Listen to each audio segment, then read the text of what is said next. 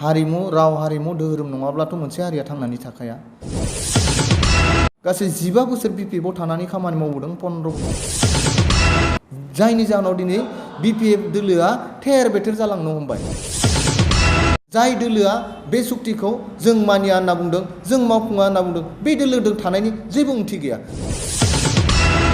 दिपेन बर' आरो आंखौ लोगोसे नाब्ला होननानैबो सिनायो रायजो राजा बिथांमोना गिबियावनो आं राजखान्थियारि भाबे आरो हारिमुवारि भाबेबो आं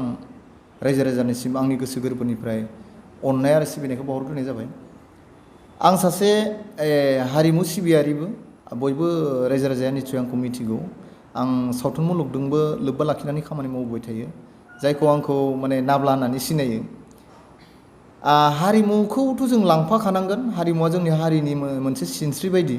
हारिमु राव हारिमु धोरोम नङाब्लाथ' मोनसे हारिया थांनानै थाखाया आरो जोंनि गोसो गोरबोआव हारिमुवाबो हाबफानानै दंखायो आरो बे हारिमु सिबिनायखौ जों बयबो हेफाजाब होनांगोन जोंनि बर' फिसाफ्रा आरो बयबो हमथानानै लाखिखानांगोन नाथाय मोनसे खोथाया नैबेसो जों हारिमुखौ सिबियोब्ला जोंहा उनथिंहाय सुंथाग्राबो मोनसे थानांगोन अब्लासो जोङो मोजाङै हारिमुखौ सिबिलांनो हागोन आरो बे सिबिलांनो नागिरनायाव जायखौ सुंथाग्रा होननानै बुंदों बेनो जाबाय न'खर सालायनो थाखाय जोंनो माबा मोनसे नङा माबा मोनसे मा होनना बुङो सोलिनो हानाय बा रां बा दोहोन बा जानाय लोंनायनि थाखाय जोंनो गोबां नांगौ जायो दा बेनि थाखाय जोङो माबा मोनसे नङा माबा मोनसे खामानि मावलांनो गोनां जायो दा बेबायदि आङो हारिमुजों लोब्बा लाखिनाय हिसाबैनो हारिमुनि खामानि मावबोनाय हिसाबैनो आं आगोलाव बिपिएफजों थाबोनानै राजखान्थिनि खामानि मावबोबाय थादोंमोन जेब्ला 2005 मायथाइयाव बिपिपिएफ जोनोम जादोंमोन बै समनिफ्रायनो आंबो बिपिएफजों थाफानानै खामानि मावबोदोंमोन आङो गासै 15 बोसोर बिपिएफआव थानानै खामानि मावबोदों 15 बोसोर थानानै खामानि मावबोदों बेवहाय गोबां गोदै गोखा माने गोबां मोनबोदों आङो बे खामानि मावबोनायाव आरो आगोलाव जेरैबायदि बिपिएफनि खामानि मावनाया मोजांमोन जायखौ जोंनि बर' फरायसा आफाद आरो बिएलटिजों ज' जानानै दादोंमोन हाग्रामा महिलारि बिथांनि दैदेननायाव आरो बै समाव जोबोद मोजांमोन मोनसेबो राजखान्थि दोलोनि निति आरो आदर्शआ रावनियाबो गाज्रि नङा बयनियाबो मोजां नाथाय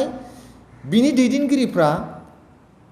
मोजां जानांगोन अब्लासो बै निति आरो आदर्श जाय मोजां निति आदर्श बेखौ दैदेनलांनो हागोन दैदेनगिरिफ्रानो जुदि मोजां नङाब्ला दोलोनि जेसेबां निति आदर्शआ मोजां होननानै बुङा मानो माब्लाबाबो मोजां जानो हाया बे आरो बेनो बिपिएफआव दिनैनि तारिखआव जानो थांबाय जायनि जाहोनाव दिनै बिपिएफ दोलोआ थेर बेथेर जालांनो हमबाय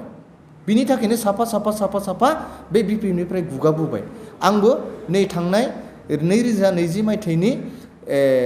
मार्चनि 13 तारिखआव आङो इउपिपिएलआव जइन जाबाय जइन जानायनि जाहोना बेनो जाहैबाय जे बिपिएफआव मोनसे राजतन्त्र बायदि सोलिनो हमबाय हारसिङारि बेयाव माने सोलिनो हमबाय कुनु रायजो राजाजों सावराया दैदेनगिरिफोरजों सावरायला खामानि मावनाया उल्था जाजोब्बाय जेरावनोखि खामानि मावनांगौ बेयाव मावालाबासिनो बिल नागिरग्रा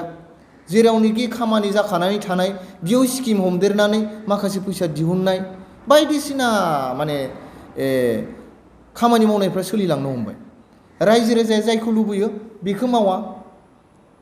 मानिबा सोरबा लुबैयो खामानिखौ मावनो हागोन बेबायदि जालांजोबनो हमबाय बेवहाय आरो जेरावनोखि जोंहा दुखुनांथावनाया बेसो जे जोंहा 2020 मायथाइनि 27 जानुवारियाव मोनसे सुक्ति जादों हान्थि सुक्ति जायखौ बुंदों एनडिबिफ्रा 34 बोसोर आखायाव हाथियार लानानै न'खरनि बिमा बिफा गथ' गथाय बिदा फंबाय गारनानै बिथांमोना हाग्रायाव थांनानै संग्राम खालामदों मानि थाखाय बिथांमोनाथ' गावनि न'खरनि थाखाय थाङाखैना गावनि हारसिंनि थाखायल'थ' थाङाखैना जोंनि सारा जाथिनि थाखायनो थांदों जोंनि एरियायाव जेसेबां जाथि जन'गोष्ठि दङ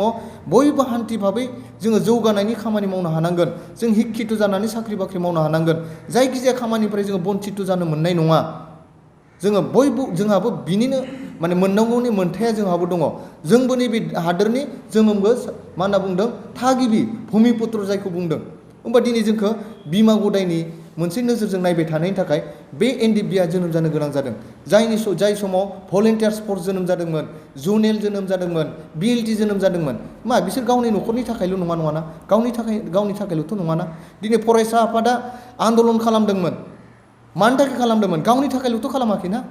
सारा जातिनि थाखायनोथ' खालामदोंना होमबा बेखौ जों मानो गाज्रि मोननो दिनै आन्दलन खामै जोंनि गेजेराव माखासे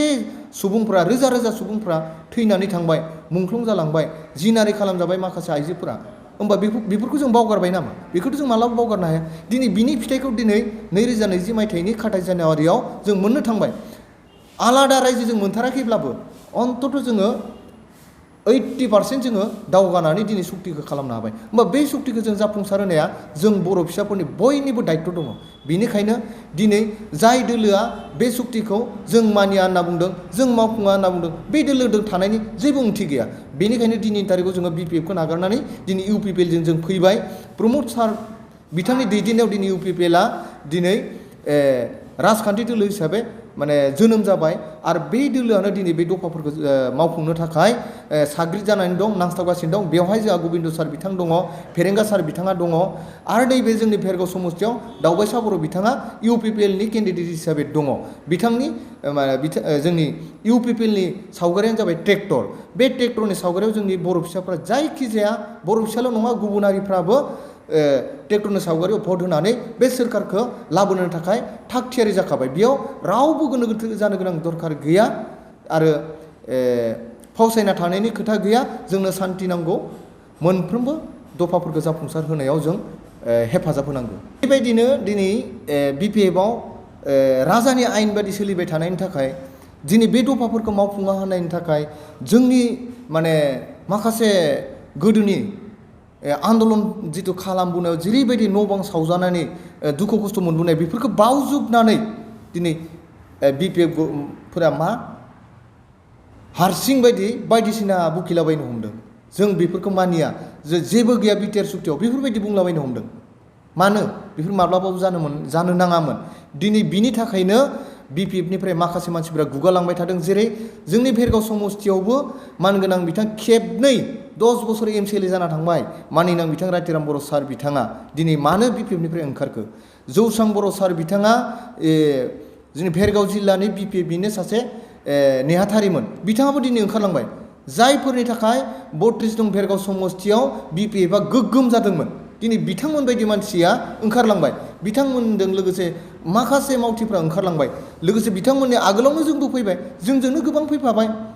आरो दाबो गोबां चेयारमेनफोरा फैनो नागिरदों गोबां पार्टिनि नेताफ्रा हाबबाय थादों आं बुंदोंना फैबाय थानाय नभेम्बर मासाव जोंनि 32 नं भेरगाव समस्तियाव बिपिएफनिफ्राय प्राय थानाय नंला जोबस्रांहैजोबगोन आरो बेजों लोगोसे नोंथांमोना बयबो मिथिगौ जे बिस्वजित दैमारि सार बिथाङा बिपिएफनि मावफुं आफादगिरि बिथाङाबोथ' नै बुंखाबायना जायनिखि बिटिआरनि एकर्डफोरखौ मावफुङा होनदों जाय बिपिएफआ बेजों आं गैया जायखौ बर' कसारि अट'नमास काउन्सिल बेखौ जाय बिपिएफआ मावफुङा होननानै बुंदों बेजों आं थाफाया आं बे बिपिएफजों आं गैया होननानै बुंदों होमबा बिनिख्रुइ आरो लाजिनांथावना मा बाथ्रा थानो हागौ दिनै जोंनि बर'नि गेजेराव सासे राजखान्थियारि गोरों होननानै बुङोब्ला बिस्वजित दैमारि साराबो सासे आरो बिथाङा बिपिएफनि मावफुं आफादगिरिमोन दिनै बिथाङाबो साइड जानानै थाबाय बिथांनिबो हेल्प गैला इमानुएल मुसाहारि सार बिथाङा जेनेरेल सेक्रेटारिमोन बिथाङा रिजाइन होनानै जिरायनानै थाबाय बिपिएफआव सोर दंबावो रावबोआनो गैला लासै बिपिएफआ थाल्ला जानो थांगासिनो आरो सोरबा जों आं नाम लाला सोरबाया हारसिं जानो थांगासिनो लास्टआव सोरबा हारसिंसो जाहैगोन बेबायदि जानो थांगासिनो बिनिखायनो दिनैनि तारिखआव जोंबो इउपिपिएलआव हाबनानै आंबो इउपिपिएलआव हाबनानै इउपिपिएलनि गोख्रों खामानि मावगासिनो दा आङो भेरगाव ब्लक इउपिपिएलनि सासे नेहाथारि जानानै आं खामानि मावगासिनो दङ आरो जोंनि नैबे 32 नं भेरगाव समस्तियाव मानगोनां दावबायसा बर' बिथांखौ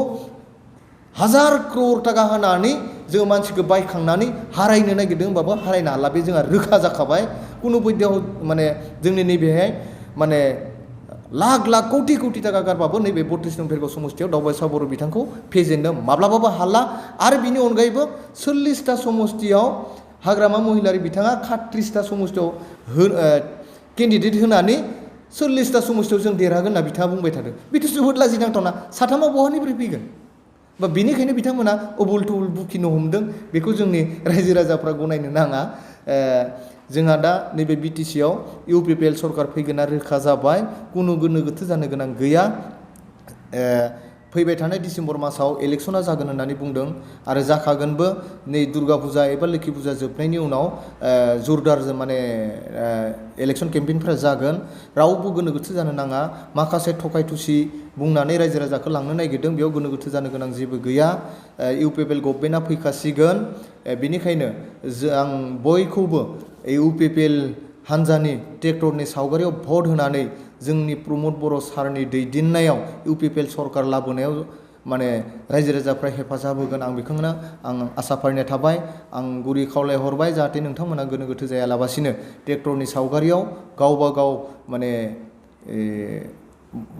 ट्रेक्टरनि सावगारियाव होनो थाखाय आं खावलायहरदों आरो जोंनि नैबे भेरगाव समस्तियावथ' दावबायसागुराव बिथाङा देरहाखाबाय बेखौ जों रोखा बुंनो हायो आरो आं जोबनायाव बयनिसिमबो आंनि गोसो गोरबोनिफ्राय अननाय जासिहरनानै फिन नैबे बिसायख'थियाव ट्रेक्टरनि सावगारियाव भट होनानै इउपिपिएल गभर्नमेन्टखौ लाबोथारगोन आरो फैखाबाय